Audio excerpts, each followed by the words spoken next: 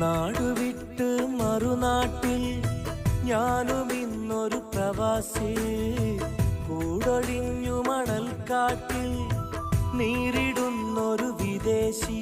ഈ മൗനവിലാപം തീരുവതെന്നിവിടെ, ഇനി മാമല നാട്ടിൽ എന്നു വരും തിരികെ. പല നാട്ടിലെ മാനവര് അവരിവിടെ സഹോദരര്, വിധി നീട്ടിയ വീഥികളിൽ വിരൽ കോർത്തൊരു സ്നേഹിതര്, അവരൊന്നായി പാടുകയാ